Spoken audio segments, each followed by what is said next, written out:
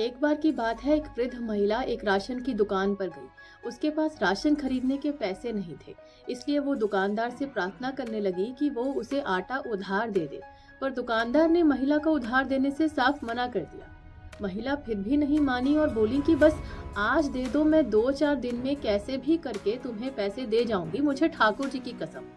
आखिरकार खींच कर दुकानदार बोला, तुम्हारे पास अगर कुछ ऐसा है जिसकी कोई कीमत हो तो उसे इस तराजू पर रख दो, मैं उसके वजन के बराबर तुम्हें आटा दे दूंगा।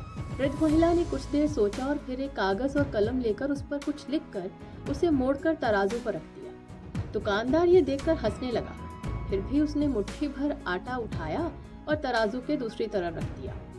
उसके आश्चर्य का ठिकाना नहीं रहा जब उसने देखा कि कागज वाला पलड़ा नीचे रह गया और आटे वाला पलड़ा ऊपर उठ गया। उसने और आटा रखा, लेकिन फिर भी कागज वाला पलड़ा नीचे ही रहा। इस तरह दुकानदार आटा रखता गया पर कागज का पलड़ा जस का तस ही रहा। तंग आकर दुकानदार ने उस कागज को उठाया और उसे पढ़ने लगा। उस कागज पर लिखा था, हे श्री कृष्ण, तुम सर्वज्ञ हो, सब तुम्हारे हाथ में है। दुकानदार को अपनी आंखों पर यकीन नहीं हुआ। उसने आटा उठाया और महिला को दे दिया। पास में ही एक दूसरा ग्राहक खड़ा था। उसे ये सब देखकर कोई आश्चर्य नहीं हुआ। उसने दुकानदार को समझाते हुए कहा, आश्चर्य मत करो, सिर्फ श्री कृष्ण ही जानते हैं कि प्रार्थना का क्या मोल होता है। उस महिला ने तुम में कृष्ण देखे।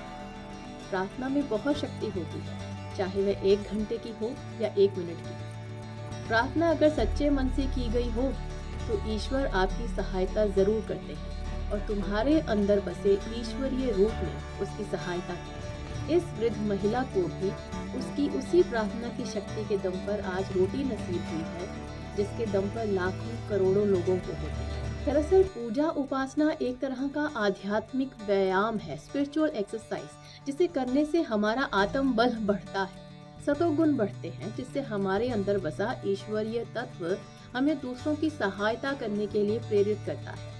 सब में ईश्वर देखने वाला पाप नहीं करेगा, बल्कि सबके साथ सही व्यवहार करेगा। जहाँ हर कोई एक दूसरे में प्रभु का रूप देखे, ऐसे समाज में कोई भूखा कैसे रह सकता है? कोई मंदिर ऐसा देखा है जिसमें भक्त खा रहे हैं और भगवान भूखे बैठे हो? दुकानदार में भी ईश्वर थे और महिला में भी। दोनों के बीच के इसी संबंध ने दुकानदार को प्रेरित किया कि वो किसी तरह महिला को मौका दे आटा ले जाने का।